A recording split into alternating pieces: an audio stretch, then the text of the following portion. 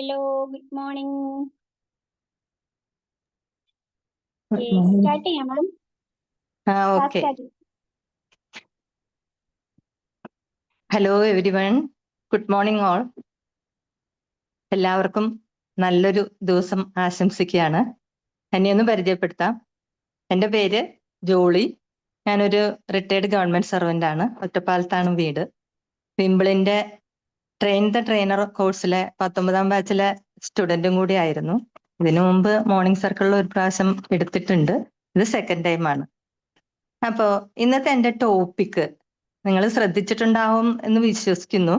സർക്കേഡിയം rhythm and mental health, ജൈവ ഘടികാരവും മാനസിക ആരോഗ്യവും. ഇപ്പൊ നമ്മൾ ഒരു ചെറിയ മെഡിറ്റേഷൻ ഒക്കെ കഴിഞ്ഞ് നല്ല ശാന്തമായിട്ട് ഇങ്ങനെ ഇരിക്കുകയല്ലേ. അപ്പൊ ഈ ധ്യാനത്തിന്റെ ഈ ശാന്തത അല്ലെങ്കിൽ ഈ പുലർകാല സമയത്തെ ഈ പ്രത്യേക അനുഭൂതി, ഇതൊക്കെ ഈ ജൈവ ഘടികാരത്തിന്റെ പ്രവർത്തന ഫലമാണ്. ഇപ്പൊ രാവിലെ 5:30 മണി സമയമല്ലേ. ഇപ്പൊ നമ്മുടെ ശരീരത്തില് എന്താണ് നടക്കുന്നതെന്ന് ആർക്കെങ്കിലും ഒന്ന് പറയാമോ? ഞാൻ ഉദ്ദേശിച്ചത് ഹോർമോൺസിന്റെ കാര്യമാണ്. ഹലോ, ആർക്കെങ്കിലും അറിയാമെങ്കിൽ ഒന്ന് പറയോ? ഇത് ഈ സബ്ജക്റ്റ് എന്ന് പറയുന്നത് എനിക്ക് നേരത്തെ അതിനെപ്പറ്റി അറിയില്ലായിരുന്നു കേട്ടോ. ഞാൻ ഈയിടെ അതിനെപ്പറ്റി അറിഞ്ഞത്. അപ്പൊ എന്നെ പോലെ ഉള്ള ആരെങ്കിലും ഒക്കെ ഇതിനകത്തുണ്ടെങ്കിൽ അവർക്ക് ഉപകാരപ്പെടട്ടെ എന്ന് ഓർത്തിട്ടാണ് ഇത് ഷെയർ ചെയ്യാമെന്ന് വിചാരിച്ചത്. അപ്പൊ എന്താണ് ഈ സമയത്ത് നമ്മുടെ ശരീരത്തിൽ നടക്കുന്നത്? ഞാൻ തന്നെ പറയാം. കോർട്ടിസോൾ എന്ന് പറയുന്ന ഹോർമോൺ, അതിന്റെ അളവ് കൂടുതലാവും. മെലാറ്റോണിൻ എന്ന് പറയുന്ന ഹോർമോൺ, അതിന്റെ അളവ് കുറയാൻ തുടങ്ങുന്നു. അപ്പൊ ഈ ബ്രെയിൻ ഈ സമയത്ത് ഏറ്റവും ക്ലിയർ ആയ ഒരു അവസ്ഥയിലായിരിക്കും. അതുകൊണ്ടാണ് ഈ പുരാതന ഋഷിമാരും യോഗികളും ഒക്കെ ഈ അവസ്ഥയ്ക്ക് ബ്രഹ്മമുഹൂർത്തം എന്നൊക്കെ പറഞ്ഞു കേട്ടിട്ടില്ലേ? അപ്പോ എന്നെ കേൾക്കുന്ന പലരും, ഇപ്പൊ ഇവിടെയുള്ള പലരും സൈക്കോളജി ബാക്ക്ഗ്രൗണ്ട് ഉള്ളവരായിരിക്കാം, അല്ലെങ്കിൽ ടീച്ചേഴ്സ് ആവാം, ട്രെയിനേഴ്സ് ആവാം. അപ്പൊ നമ്മളൊക്കെ മനുഷ്യ മനസ്സിന്റെയും സ്വഭാവത്തിന്റെയും ഒക്കെ പഠിതാക്കളായിരിക്കുമല്ലോ. ഞാനും സൈക്കോളജി പഠിച്ച ആളാണ്, അതുകൊണ്ട് അങ്ങനെ പറഞ്ഞ. അപ്പൊ നമ്മൾ ഇടപെടുന്ന പലരിലും, അതായത് ക്ലയൻസിലോ സ്റ്റുഡൻസിലോ ട്രെയിനീസിലോ ഒക്കെ കാണപ്പെടുന്ന പല മാനസിക പ്രശ്നങ്ങളുടെയും അടിസ്ഥാന കാരണങ്ങളിൽ ഒന്ന് ഈ സർക്കേഡിയൻ ഋതത്തിന്റെ തകരാറായിരിക്കാം. അപ്പൊ എന്താണ് ഈ സർക്കേഡിയൻ ഋതം എന്ന് പറയുന്നത്? പ്രകൃതിയിലെ എല്ലാ ജീവജാലങ്ങൾക്കും, അതായത് മനുഷ്യൻ മുതൽ ഏറ്റവും ചെറിയ ബാക്ടീരിയ വരെ എല്ലാവർക്കും ഒരു സ്വാഭാവികമായ താളമുണ്ട്. ഈ താളത്തിനെയാണ് ജൈവ ഘടികാരം അഥവാ സർക്കേഡിയൻ ഋതം എന്ന് പറയുന്നത്. ഈ ലാറ്റിൻ ഭാഷയില് സർക്ക മീൻസ് ചുറ്റും എന്നാണ് അർത്ഥം. ഡൈസ് എന്ന് വെച്ചാൽ ദിവസം, അതായത് 24 മണിക്കൂർ നീളുന്ന ഒരു ചക്രം. അതാണ് ഈ ജൈവ ഘടികാരം. നമ്മുടെയൊക്കെ ഈ പ്രൊഫഷണൽ പ്രാക്ടീസിൽ ഒരുപാട് പ്രയോജനപ്പെടുന്ന ഒരു വിഷയമാണെന്ന് എനിക്ക് തോന്നി. അതുകൊണ്ടാണ് ഞാൻ ഇതിനെപ്പറ്റി പറയുന്നത് കേട്ടോ.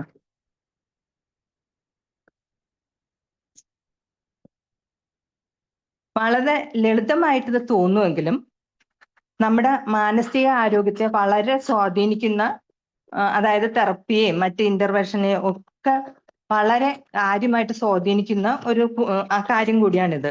ഇതിന്റെ ശാസ്ത്രീയ അടിത്തറ എന്താണെന്ന് നോക്കാം. നമ്മുടെ ശരീരം ഒരു വലിയ ഓർക്കസ്ട്ര പോലെയാണെന്ന് പറഞ്ഞല്ലോ.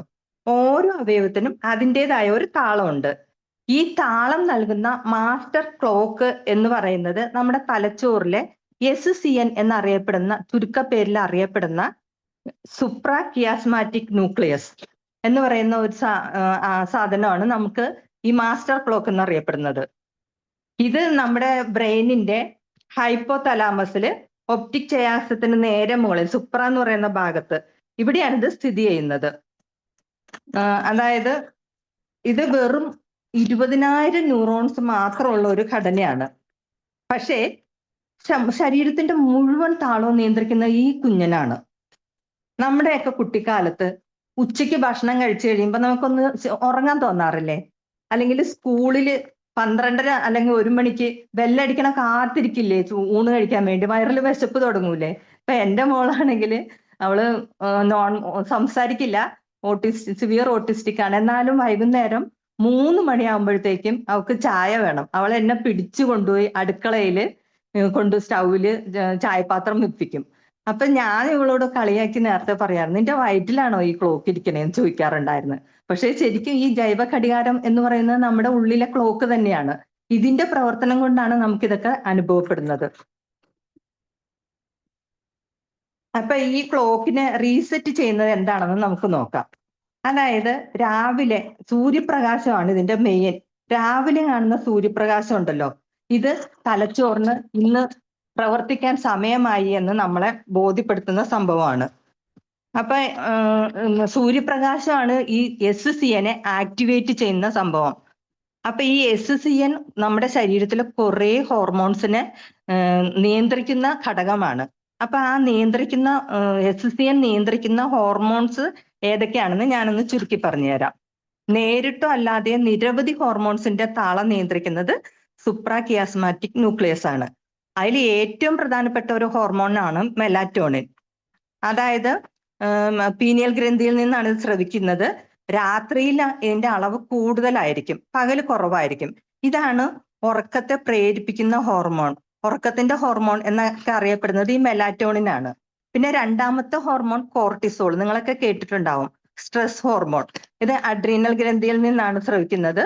രാവിലെ 6 മുതൽ 8 മണി വരെയുള്ള സമയത്താണ് ഇതിന്റെ അളവ് ഏറ്റവും കൂടുതലായിട്ടുണ്ടാവുന്നത്.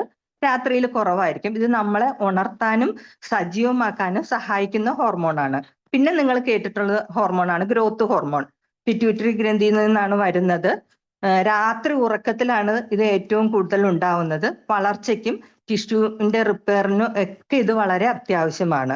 പിന്നെ തൈറോയ്ഡ് സ്റ്റിമുലേറ്റിംഗ് ഹോർമോൺ TSH നമ്മൾ ഇടയ്ക്കൊക്കെ ചെക്ക് ചെയ്യാറുണ്ടല്ലോ, ഇത് പിറ്റ്യൂട്ടറി ഗ്രന്ഥിയിൽ നിന്ന് സ്രവിക്കുന്നതാണ്. രാത്രി 2-നും 4-നും ഇടയ്ക്കാണ് ഇതിന്റെ അളവ് ഏറ്റവും കൂടുതൽ ഉണ്ടാവുന്നത്. തൈറോയിഡിന്റെ പ്രവർത്തനത്തെ നിയന്ത്രിക്കുന്നു. പിന്നെ പ്രോലാക്റ്റിൻ, അത് രാത്രി ഉറക്കത്തിൽ കൂടുതലായിരിക്കും. നമ്മളൊക്കെ കേട്ടിട്ടില്ലേ ഈ REM ഉറക്കം, റാപ്പിഡ് ഐ മൂവ്മെന്റ് സ്ലീപ്പ് എന്ന് പറയുന്നത്. അത് നമുക്ക് വളരെ പ്രധാനപ്പെട്ട ഒരു ഉറക്കമാണ്. അതിനെപ്പറ്റി ഒന്നും കൂടെ ഞാൻ വിസ്തരിച്ച് അടുത്ത് പറയുന്നുണ്ട് കേട്ടോ. അപ്പൊ ആ ഉറക്കത്തെ പ്രേരിപ്പിക്കുന്ന പ്രോലാക്റ്റിൻ എന്ന് പറയുന്ന ഹോർമോണിനെ നിയന്ത്രിക്കുന്നത് SCN ആണ്. പിന്നെ ലെപ്റ്റിൻ വിശപ്പിനെ നിയന്ത്രിക്കുന്ന ഹോർമോണാണ്. കൊഴുപ്പ് കോശങ്ങളിൽ നിന്നാണ് ഇത് സ്രവിക്കുന്നത്. രാത്രി ഇതിന്റെ അളവ് കുറയും. പിന്നെ ഗ്രലിൻ കേട്ടിട്ടുണ്ടാവും, അതും വിശപ്പിന്റെ ഹോർമോണാണ്, ആമാശയത്തിൽ നിന്ന് സ്രവിക്കുന്നു. പിന്നെ ഉള്ള ഒരു ഹോർമോണാണ് ടെസ്റ്റോസ്റ്റിറോൺ, പുരുഷന്മാരിൽ കൂടുതൽ ഉണ്ടാവുന്നത്. അത് രാവിലെ ആയിരിക്കും അതിന്റെ അളവ് കൂടുതൽ. പിന്നെ ഇൻസുലിൻ ഭാഗികമായിട്ട് ഈ SCNന്റെ കൺട്രോളിലായിരിക്കും. അപ്പൊ ഈ ശരീരത്തിന്റെ മൊത്തത്തിലുള്ള ആരോഗ്യത്തിനും ഉപാജയത്തിനും ഒക്കെ ഈ ഹോർമോൺസ് പ്രധാനമാണല്ലോ. ഇതിന്റെ എല്ലാത്തിന്റെയും പ്രവർത്തനം നിയന്ത്രിക്കുന്ന ആളാണ് ഈ ഇത്തിരി കുഞ്ഞൻ, ഈ SCN എന്ന് പറയുന്ന ഇത്തിരി കുഞ്ഞൻ. അപ്പൊ ഈ പ്രകൃതിയുടെ താളങ്ങളാണ് പ്രകാശവും ഇരുട്ടും. സൂര്യപ്രകാശം നമ്മുടെ കണ്ണുകളിലേക്ക് എത്തുമ്പോഴാണ് ഈ പ്രത്യേക കോശങ്ങൾ എത്തുമ്പോഴാണ് ഈ SCN സജീവമാകുന്നത്. ഇത് ഹോർമോൺസിന്റെ ഉൽപാദനത്തെ നിയന്ത്രിക്കുന്നു. കോർട്ടിസോൾ പ്രഭാത സമയത്ത് കൂടുന്നു, നമ്മളെ ഉണർത്തുന്നു. മെലാറ്റോണിൻ കുറയുന്നു, മെലാറ്റോണിൻ സന്ധ്യയ്ക്ക് കൂടും, അത് ഉറക്കത്തെ പ്രേരിപ്പിക്കും. സെറാറ്റോണിൻ എന്ന് പറയുമ്പോഴാണ് നമ്മുടെ മൂഡിനെയൊക്കെ നിയന്ത്രിക്കുന്ന ഹോർമോൺ. ഇതിന്റെയൊക്കെ ശരിയായ ക്രമത്തിലുള്ള പ്രവർത്തനമാണ് നമ്മുടെ ഈ ജീവിതം ഇങ്ങനെ കറക്റ്റായിട്ട് മുന്നോട്ട് കൊണ്ടുപോകാൻ സഹായിക്കുന്നത്. അപ്പൊ ഇതിന് ക്രമം തെറ്റുമ്പോൾ എന്താണ് സംഭവിക്കുന്നത്? ഇപ്പൊ നമ്മുടെ ഈ ക്ലിനിക്കൽ പ്രാക്ടീസിൽ കൗൺസിലേഴ്സിനൊക്കെ അറിയാം, ക്ലയന്റ് ഒക്കെ വന്ന് പറയും, എനിക്ക് രാത്രി ഉറങ്ങാൻ പറ്റുന്നില്ല, രാവിലെ എണീക്കാൻ പറ്റുന്നില്ല, എപ്പോഴും ഒരു ക്ഷീണമാണ് എന്നൊക്കെ പറയുമ്പോൾ നമുക്ക് അറിയാതെ ഡിപ്രഷൻ, വിഷാദത്തിന്റെ ലക്ഷണമാണെന്നറിയാം. പക്ഷെ അതിന്റെ ഒരു കാരണം ഈ ജൈവ ഘടികാരത്തിലെ പ്രവർത്തനങ്ങളുടെ തകരാറായിരിക്കാം. അപ്പൊ ഈ മാനസിക ആരോഗ്യത്തില് ഇതിനുള്ള സ്വാധീനം എന്തൊക്കെയാണെന്ന് ഞാനൊന്ന് ചുരുക്കി പറയാം. ഈ ഗവേഷണങ്ങൾ കാണിക്കുന്നത് ജൈവ ഘടികാരത്തിലെ വ്യതിയാനങ്ങൾ വിഷാദ രോഗത്തിന് കാരണമാവുന്നതാണ്. അപ്പൊ ഞാനൊരു ഉദാഹരണ സഹിതം പറയാം. ഈ രാഘവൻ എന്ന് പറയുന്ന ആള് 35 വയസ്സുള്ള ഒരു IT പ്രൊഫഷണലാണ്. കോവിഡ് സമയത്ത് ഇയാൾക്ക് വർക്ക് ഫ്രം ഹോം ആയി ഡ്യൂട്ടിയൊക്കെ. അപ്പൊ അയാളുടെ ജീവിത രീതി പൂർണ്ണമായിട്ടും മാറിപ്പോയി. രാത്രി അയാൾ 2-3 മണി വരെ ലാപ്ടോപ്പിൽ വർക്ക് ചെയ്യും. അത് സ്വാഭാവികമായിട്ടും ഉറങ്ങി എണീക്കാൻ ഉച്ചയ്ക്ക് പിറ്റേ ദിവസം 12-1 മണി വരെയൊക്കെ കിടന്നുറങ്ങും. ഇങ്ങനെ വന്നപ്പോൾ അയാളുടെ ഉറക്കത്തിന്റെ താളമൊക്കെ തെറ്റിപ്പോയി. ഇതിങ്ങനെ ഒരു 6 മാസം കണ്ടിന്യൂസ് ആയിട്ട് ഇങ്ങനെ വന്നു കഴിഞ്ഞപ്പോ അയാൾക്ക് വിഷാദ രോഗത്തിന്റെ ലക്ഷണങ്ങൾ പ്രത്യക്ഷപ്പെടാൻ തുടങ്ങി. പ്രഭാത സമയത്താണ് ഡിപ്രഷൻ കൂടുതലായിട്ട് വരിക. അയാൾക്ക് ഒന്നിലും ഒരു താല്പര്യമില്ലാത്ത അവസ്ഥയായി. ഈ എങ്ങാനും രാവിലെ ഉറങ്ങിയിട്ട് ഉറങ്ങാൻ കിടന്നിട്ട് 4 മണിയായിട്ട് എണീച്ചു കഴിഞ്ഞാൽ പിന്നെ തിരിച്ചു ഉറങ്ങാൻ പറ്റാത്ത ഒരു അവസ്ഥയായി പോയി. അങ്ങനെ ഈ ഉറക്കത്തിലൊക്കെ ബുദ്ധിമുട്ട് വന്നു. അതായത് ഡിപ്രഷനിൽ ഈ ഹോർമോൺ ഈ സർക്കേഡിയൻ റിതത്തിന്റെ താളം തെറ്റിയപ്പോ ഡിപ്രഷനിൽ കാണപ്പെടുന്ന ലക്ഷണങ്ങൾ ഇതൊക്കെയാണ്. നേരത്തെ ഉണരൽ, അതായത് രാവിലെ 3-4 മണിക്ക് എണീച്ചു കഴിഞ്ഞാൽ പിന്നെ ഉറങ്ങാൻ പറ്റാത്ത ഒരവസ്ഥ. പിന്നെ മോർണിംഗ് ബ്ലൂസ് എന്ന് പറഞ്ഞ് നിങ്ങൾ കേട്ടിട്ടുണ്ടാവും. രാവിലത്തെ സമയത്ത് വിഷാദം കൂടുതലായിട്ടുണ്ടാവുന്നത്. അതായത് രാവിലെ എണീക്കുമ്പോ തന്നെ ഒരു ഉത്സാഹക്കുറവ്, ഒരു മൂഡ് ശരിയല്ലാത്ത ഒരവസ്ഥ, ഇന്ന് ഞാൻ എങ്ങനെ കാര്യങ്ങൾ ചെയ്യും എന്നൊക്കെ ഉള്ളൊരു തോന്നല്. ഇതെല്ലാം ഈ സർക്കേഡിയൻ ഋതവുമായിട്ട് ബന്ധപ്പെട്ടിരിക്കുന്നതാണ്. പിന്നെ ഞാൻ നേരത്തെ പറഞ്ഞില്ലേ REM ഉറക്കത്തില് മാറ്റങ്ങൾ ഉണ്ടാവും ഈ സർക്കേഡിയൻ ഋതത്തില് താളപ്പിഴ വന്നാല്. അതെന്താന്ന് വെച്ചാല് REM ഉറക്കം എന്ന് പറയുന്നത് റാപ്പിഡ് ഐ മൂവ്മെന്റ് സ്ലീപ്പ് എന്നാ പറയണത്. അതായത് നമ്മൾ സ്വപ്നം കാണുന്ന ഉറക്കമില്ലേ, അതാണ് നമുക്ക് ഏറ്റവും ഇമ്പോർട്ടന്റ് ആയിട്ട് വേണ്ട ഉറക്കം. നമ്മുടെ തലച്ചോറ് പകല് ആക്റ്റീവായിരിക്കുന്നത് പോലെ തന്നെ ആക്റ്റീവായിരിക്കുന്ന ഒരു സമയമാണ് ഈ REM ഉറക്കത്തിന്റെ സമയം. അതായത് ഈ കണ്ണിന്റെ കൃഷ്ണമണി ഇങ്ങനെ സ്പീഡിൽ ചലിച്ചുകൊണ്ടിരിക്കും. അന്നേരം നമുക്ക് മനസ്സിലാവും നമ്മൾ സ്വപ്നം കാണുന്ന അവസ്ഥ. ഈ സ്വപ്നം കാണുന്ന അവസ്ഥ അതിന്റെ ഈ ഡ്യൂറേഷൻ ആദ്യം കുറവായിരിക്കും, 10 മിനിറ്റ് ഒക്കെ ഉണ്ടാവുള്ളൂ. ഇതിങ്ങനെ രാവിലെ ആകുമ്പോഴത്തേക്ക് ഇതിന്റെ സമയം കൂടുതലായിരിക്കും, 1 മണിക്കൂറോളം ഒക്കെ ഉണ്ടാവും. ഇതാണ് നമ്മുടെ തലച്ചോറിന്റെ കൊഗ്നിറ്റീവ് വർക്സും കോൺസെൻട്രേഷൻ കൂട്ടുന്നതും ഒക്കത്തിന് സഹായിക്കുന്ന ഉറക്കം ഈ REM ഉറക്കമാണ്. ഇതിന് കുഴപ്പം സംഭവിച്ചാൽ നമുക്ക് മെമ്മറിയിലും കോൺസെൻട്രേഷനിലും എല്ലാത്തിലും പ്രോബ്ലംസ് സംഭവിക്കാം. അപ്പൊ ഇതിന്റെ താളം നിയന്ത്രിക്കുന്നതിലും ഈ SCN പങ്കുണ്ട്. പിന്നെ ബൈപോളാർ ഡിസോർഡറിൽ ഇതിന്റെ സ്വാധീനം എന്താണെന്ന് നമുക്ക് നോക്കാം. അതൊരു കേസ് സ്റ്റഡി വെച്ച് പറയാട്ടോ. ഈ സുനിത എന്ന് പറയുന്നത് 28 വയസ്സുള്ള ഒരു ടീച്ചറാണ്. അപ്പൊ അവർക്ക് ഈ ബൈപോളാർ ഉണ്ട്. അപ്പൊ അവരുടെ വീട്ടുകാർ ശ്രദ്ധിച്ചത് അവരുടെ ഈ മൂഡ് എപ്പിസോഡ്സിന് ഒരു പ്രത്യേക പാറ്റേൺ ഉണ്ട്. അതായത് ശൈത്യകാലത്തും മൺസൂൺ കാലത്തും ആ സമയത്ത് ഈ സൂര്യപ്രകാശം കുറവായിരിക്കുമല്ലോ, ആ സമയത്ത് ഇവർക്ക് ഡിപ്രസീവ് എപ്പിസോഡ്സ് കൂടുതലാണ്. പിന്നെ മാനിക് എപ്പിസോഡുകൾ വന്നു കഴിഞ്ഞാൽ അവർക്ക് 2-3 മണിക്കൂർ ഉറങ്ങിയാൽ മതി. രാത്രി 12 മണിക്കൊക്കെ എണീച്ചിരുന്ന് ചിത്രം വരയ്ക്കും ആള്. അതുപോലെ രാവിലെ എണീച്ചിരുന്ന് എഴുതുന്ന കാണാം. അപ്പൊ ഈ പാറ്റേൺ കാണുമ്പോ ഈ വീട്ടുകാർക്ക് ശരിക്കും മനസ്സിലാവും മാനിക് എപ്പിസോഡാണോ ഡിപ്രസീവ് എപ്പിസോഡാണോ എന്ന് കറക്റ്റ് ആയിട്ട് മനസ്സിലാക്കാൻ പറ്റും. അതായത് ബൈപോളാറിലെ ഈ അസ്ഥിരതയ്ക്ക് ഒരു കാരണം ഈ സർക്കേഡിയൻ ഋതത്തിലെ ഈ ഉറക്കത്തിലെ പ്രശ്നങ്ങൾ തന്നെയാണ്. അതുപോലെ ബൈപോളാറിൽ ഉറക്കം കുറയുന്നു, ഡിപ്രസീവ് എപ്പിസോഡ് വരുമ്പോൾ അമിതമായിട്ട് ഉറക്കം അല്ലെങ്കിൽ ഉറക്കമില്ലാത്ത അവസ്ഥ.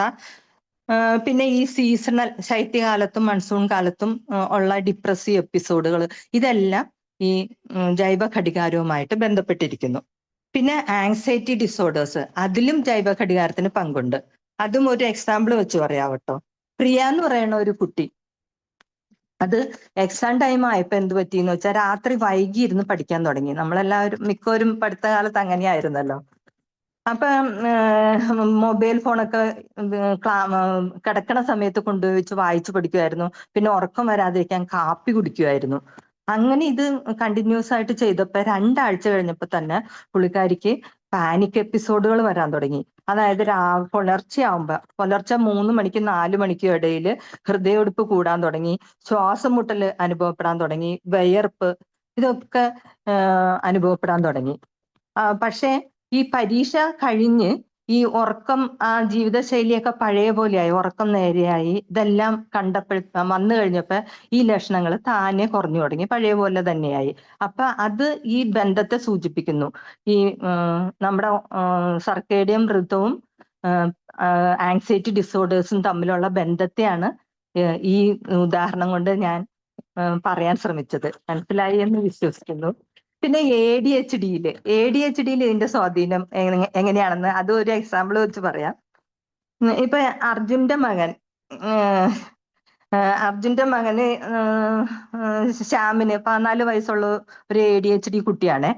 അവന് ഈ കോവിഡ് കാലം വന്നപ്പോ ഇതുപോലെ ക്ലാസ് ഒക്കെ ഓൺലൈനായി മാറിയല്ലോ.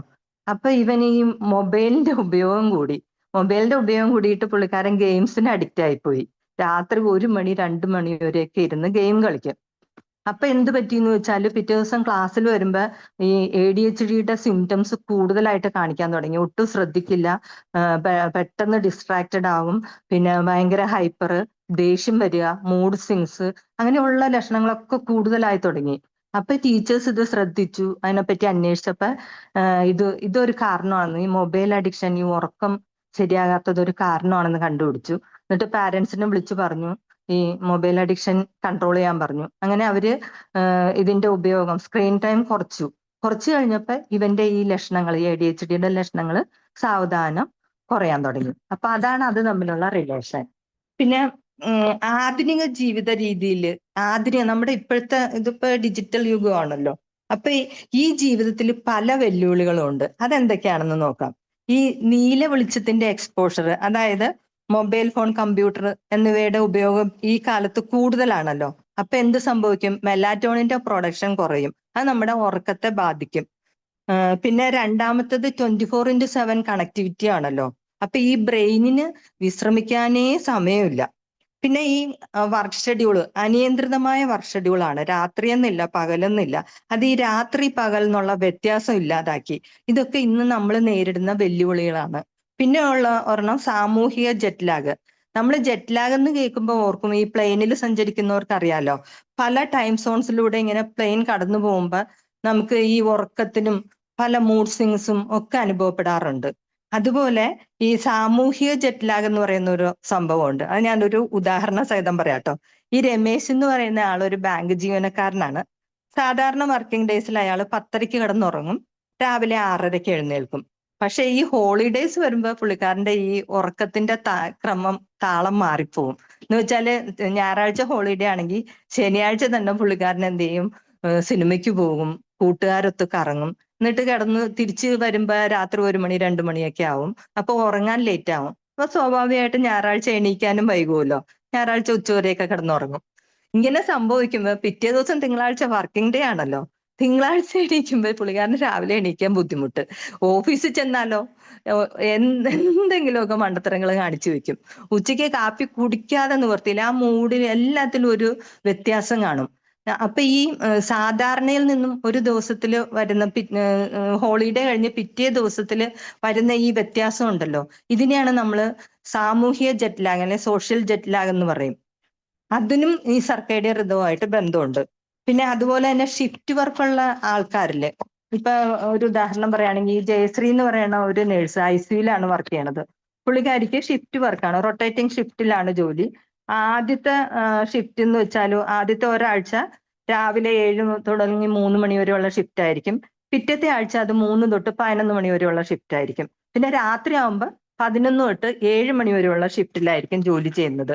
ഈ മാറ്റം തുടങ്ങുന്ന ആദ്യത്തെ ദിവസം, ആദ്യത്തെ ഷിഫ്റ്റ് കഴിഞ്ഞ് സെക്കൻഡ് ഷിഫ്റ്റിലേക്ക് മാറുന്ന ദിവസം പുള്ളിക്കാരിക്ക് ഇതുപോലെ ഭയങ്കര ബുദ്ധിമുട്ടുകൾ ഉണ്ടാവാറുണ്ട്.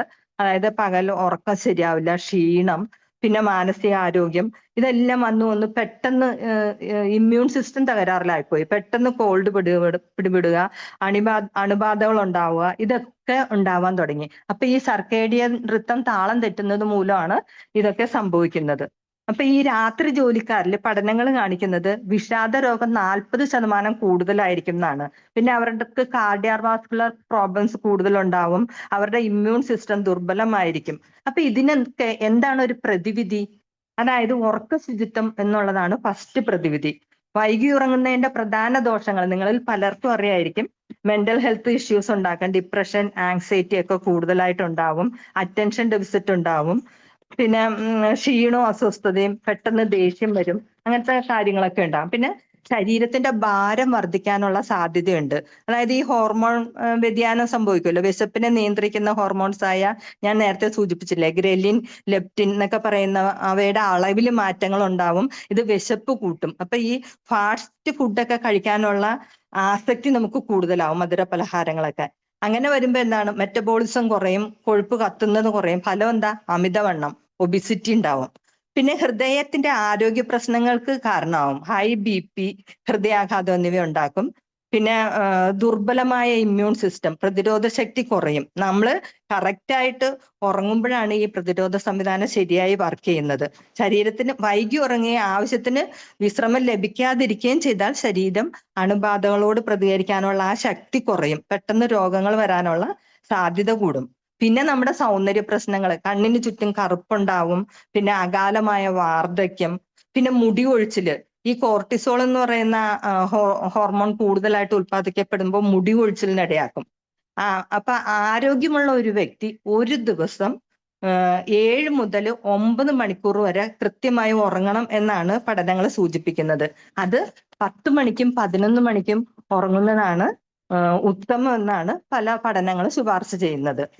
അപ്പൊ ഇതിന് ഉള്ള ആദ്യത്തെ പ്രതിവിധി എന്താണെന്ന് വെച്ചാൽ സ്ലീപ്പ് ഹൈജീൻ, ഒരു സ്ലീപ്പ് ഷെഡ്യൂൾ ഉണ്ടാക്കണം എന്നുള്ളത് നിർബന്ധമാണ്. ഒരു നിശ്ചിത സമയം എല്ലാ ദിവസവും കൃത്യസമയത്ത് ഉറങ്ങുകയും എഴുന്നേൽക്കുകയും ചെയ്യുക.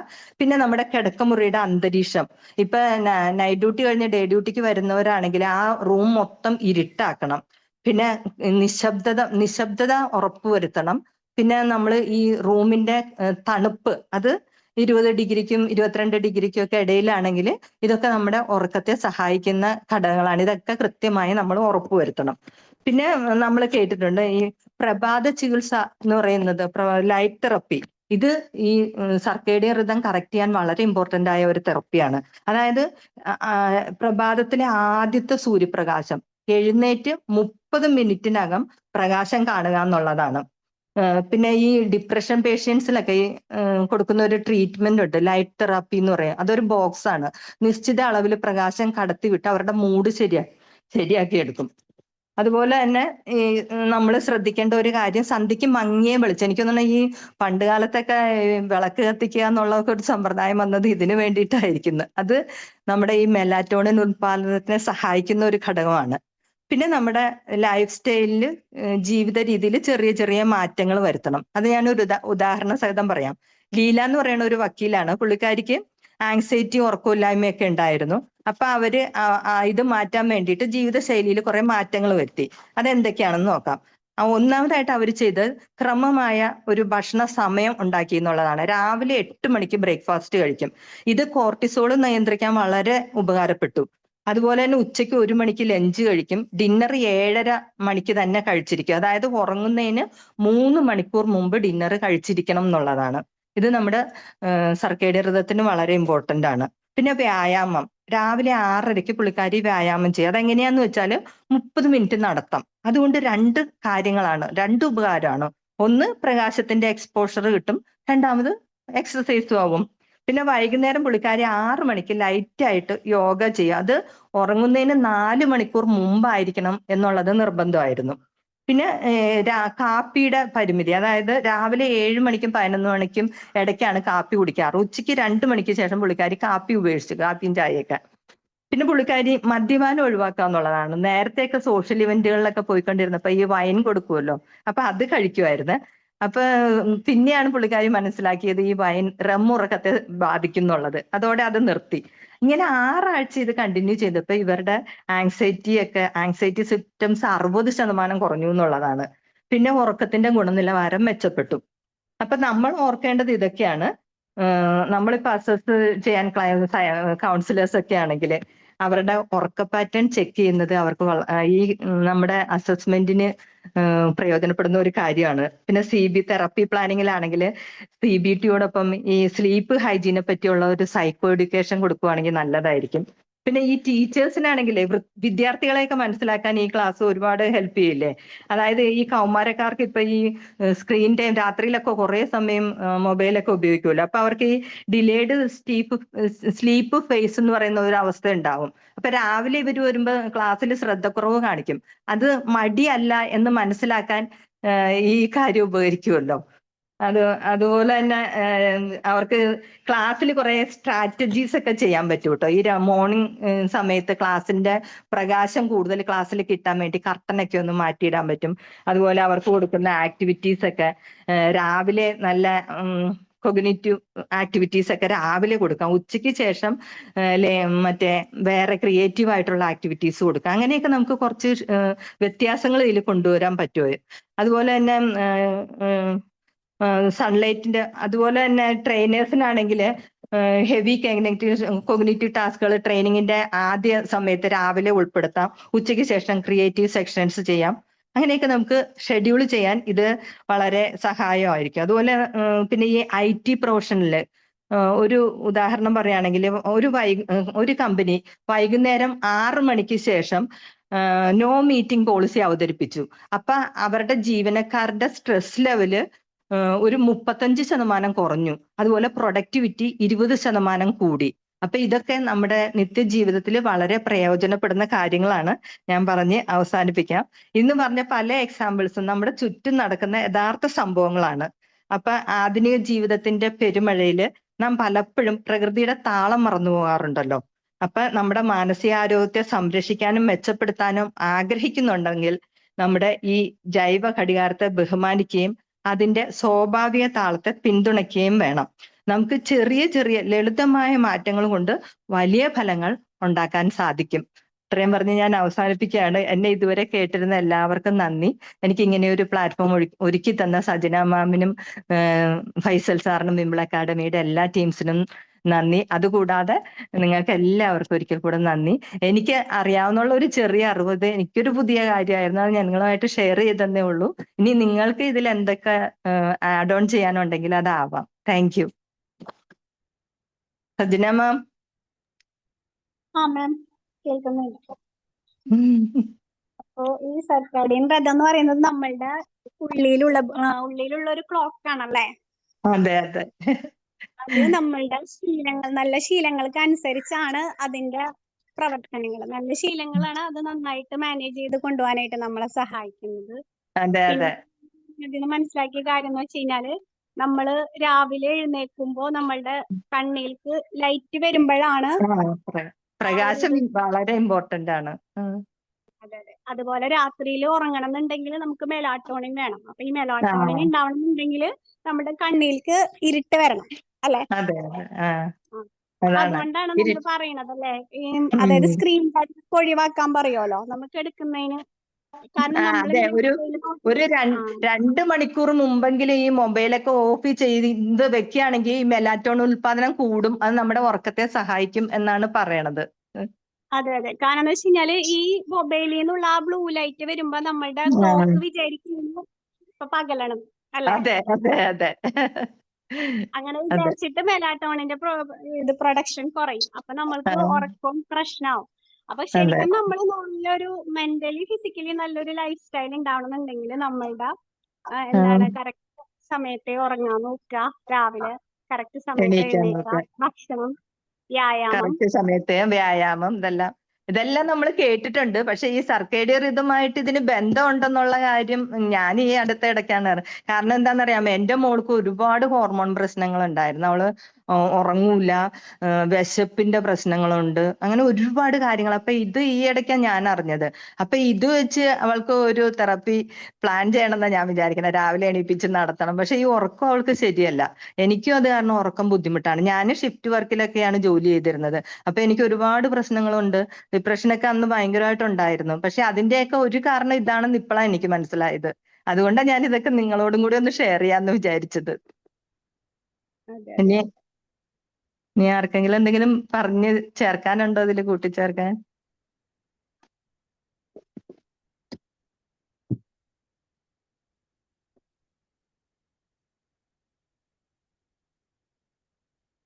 അതുപോലെ തന്നെ പറയുന്നതൊക്കെ രാത്രി നമ്മള് പരമാവധി കോഫി കുടിക്കുന്നതൊക്കെ ഒഴിവാക്കാൻ പറയുമല്ലോ. ഉച്ചയ്ക്ക് ശേഷം ഒഴിവാക്കുക എന്നാണ് പറയണത്. അങ്ങനെയൊക്കെ ചെയ്യുമ്പോന്ന് വെച്ച് കഴിഞ്ഞാല് നമ്മളുടെ ഈ ക്ലോക്കിനെ ബാധിക്കണം, ബയോളജിക്കൽ ക്ലോക്കിനെ ബാധിക്കണം, സർക്കാഡിയൻ ഇതിനെ ബാധിക്കണം. അതുകൊണ്ടാണ് അങ്ങനെ പറയുന്നത്. Hi ma'am, good morning. Good morning. Ma'am പറഞ്ഞൊരു കാര്യം എനിക്ക് നല്ലപോലെ റിലേറ്റ് ചെയ്യാൻ പറ്റുന്നതാണ്. ഞാനും ഒരു IT പ്രൊഫഷണലാണ്. ഒരു 2010-11 സമയത്ത് ഞാനൊരു കമ്പനിയിൽ വർക്ക് ചെയ്യായിരുന്നു. അപ്പോൾ അവിടെ ആ പ്രോജക്റ്റിൽ നമുക്ക് അത്യാവശ്യം നല്ല വർക്ക് ഉണ്ടായിരുന്നു.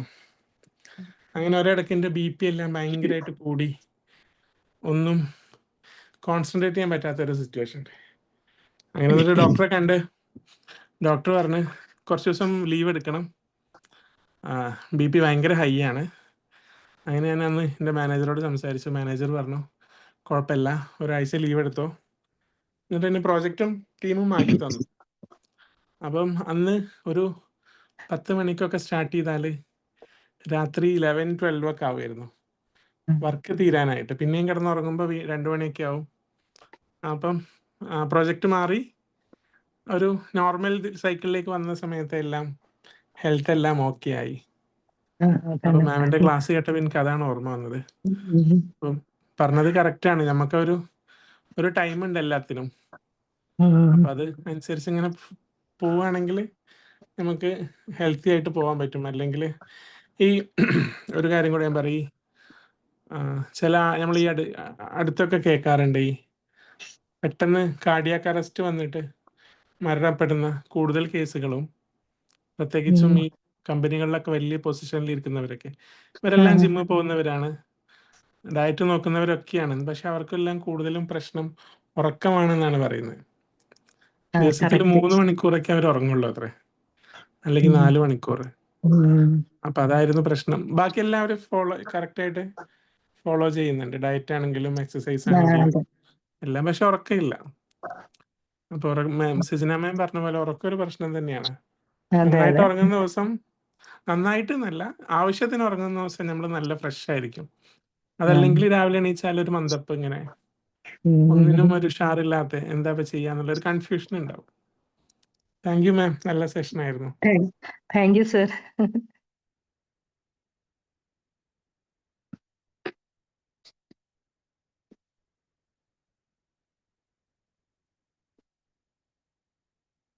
സജന മാം. മാം ഇനി ആർക്കെങ്കിലും പറയാനുണ്ടെങ്കിൽ പറയാട്ടോ. ഫീഡ്ബാക്ക് പറയാനോ? മാം നല്ല ക്ലാസ് ആയിരുന്നു കേട്ടോ. Thank you, thank you.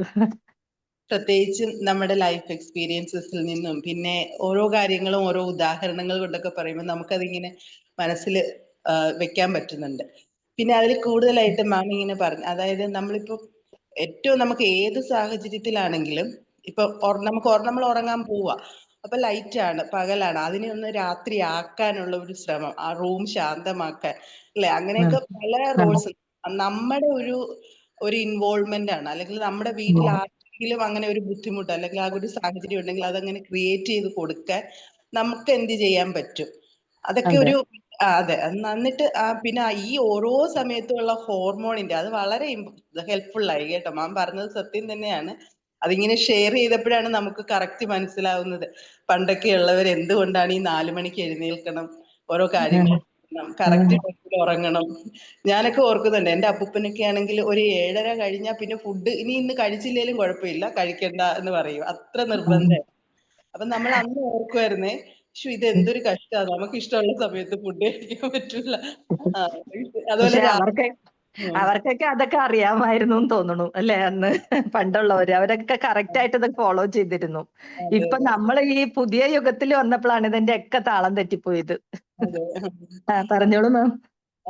അതുപോലെ ഈ രാവിലത്തെ സൺലൈറ്റ് നമ്മുടെ കണ്ണിൽ വരുമ്പോഴുള്ള അതൊക്കെ വളരെ, ഞാനിങ്ങനെ ജസ്റ്റ് നോക്കുന്നല്ലാതെ ഇതൊക്കെ നമ്മളിങ്ങനെ ഇപ്പൊ ക്ലാസ്സുകളിലൊക്കെ കയറി വരുമ്പോഴാണ് നമ്മൾ ഇത് എന്തുകൊണ്ടാണ് ഇങ്ങനെ എന്നുള്ളവർ പറഞ്ഞത് എന്ന് മനസ്സിലാവുന്നത്.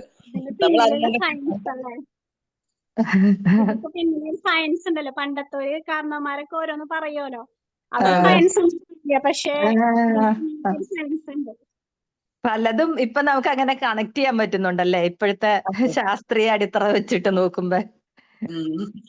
അതുപോലെ മാമിന്റെ ആ ഭയങ്കര നിഷ്കളങ്കമായിട്ടേ, അതായത് ഞാൻ അനുഭവിക്കുന്ന കുട്ടികൾ അല്ലെങ്കിൽ എന്തുകൊണ്ടാണെന്നും ഇനിയുള്ളവർ അത് മനസ്സിലാക്കി നമ്മൾ അത് നന്നായി ചെയ്യണമെന്നും ഒക്കെയുള്ള ആ ഒരു ആഗ്രഹവും അതൊക്കെ വളരെ നന്നായിട്ടുണ്ട്. നല്ല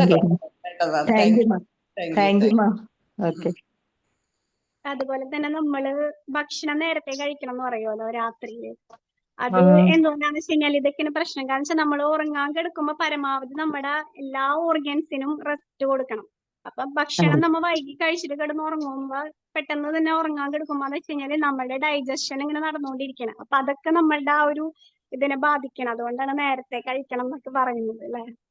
അതെ, ആരെങ്കിലും ഇപ്പൊ ഇതൊക്കെ ഫോളോ ചെയ്യണ്ടല്ലേ ഭക്ഷണമൊക്കെ രാത്രി എപ്പോഴും. പിന്നെ ഇനി ആർക്കെങ്കിലും എന്തെങ്കിലും പറയാനുണ്ടെങ്കിൽ പറയാം, അല്ലെങ്കിൽ നമുക്ക് വൈൻഡപ്പ് ചെയ്യാം.